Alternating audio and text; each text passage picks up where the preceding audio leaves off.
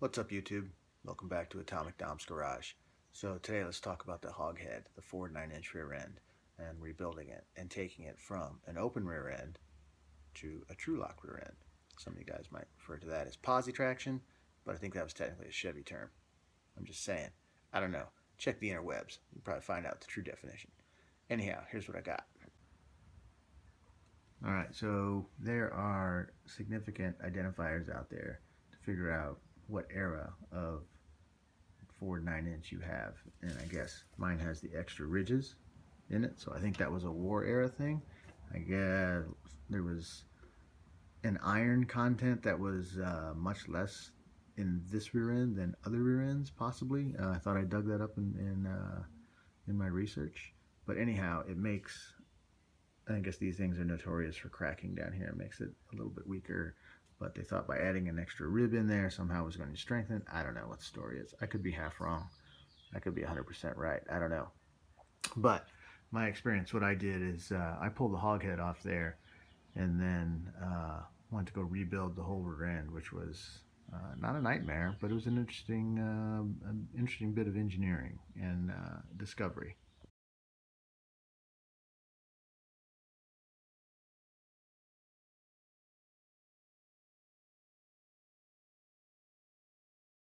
In order to get the axles to release, you're going to need a slide hammer. In my case, I didn't have a slide hammer, so I went the old school method. I flipped around the drum, ran the lug nuts down just a few turns. I could slide the drum back and forth with some force to get those to release from the carrier bearing, and then the hog head was completely released from the housing. It's old school, but it's a good technique. Give it a try if you're in a spot.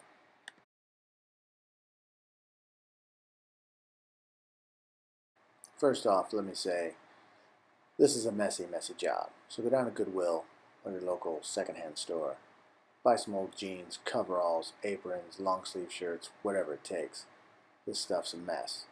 Anyhow, here's the ring gear and the carrier bearing from the original rear end. So what I did to make it a trac-lock rear end is I purchased a new carrier bearing. I'm going to use this old ring gear and I'm going to put them back together, and I will no longer have one wheel peel.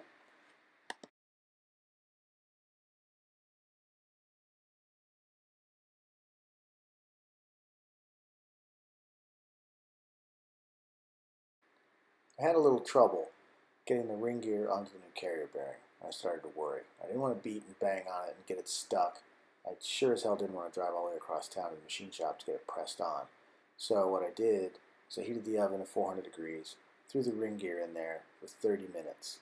It was a little warm getting it out of there, but it dropped right onto the carrier bearing. I snugged up the bolts just tight enough not to torque them down yet, just to let the metal cool and let it all seat and get back together. And then once it cooled, I went back and torqued all the bolts down. It's quite a project, but it was fun trying to discover the solution. Oh yeah, don't forget your gloves.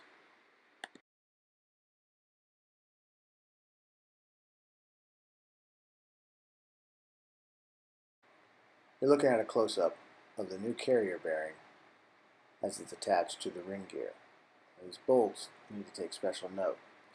You gotta order a smaller head size as it fits into that bearing. Otherwise you won't be able to get the socket down into that little recessed area. You can't use the original bolts, they're too big, and this thing is manufactured completely different than OEM carrier bearing. Alright, so here's the new carrier, the ring gear, and the adjustment spindles on the side. You rotate those clockwise or counterclockwise to move that ring gear closer to or farther away from your pinion, and then you measure backlash. Again, do your homework. There's a lot of specifications here that I've left out. Just kind of giving you a quick overview. So there it is, kind of a quick walkthrough on how to convert your open rear end to a trac-lock rear end. But there's plenty of videos out there, lots of guys with lots of science they're dropping your way. Just look it up, get it right. It's pretty comprehensive. A lot of great resources out there. So now that I have my trac-lock rear end, I'm out. All right. Okay, so as we head into the backyard, I just want you to know this is going to be the coolest thing ever, proved by the Fonz. Ladies, you get your husband something for Father's Day. This is going to be the coolest Father's Day gift ever. You want to get him gardening? Get him a flower bed that looks like this. That's right. The F100 truck bed. And there's the front end over there that we pulled off all in one section.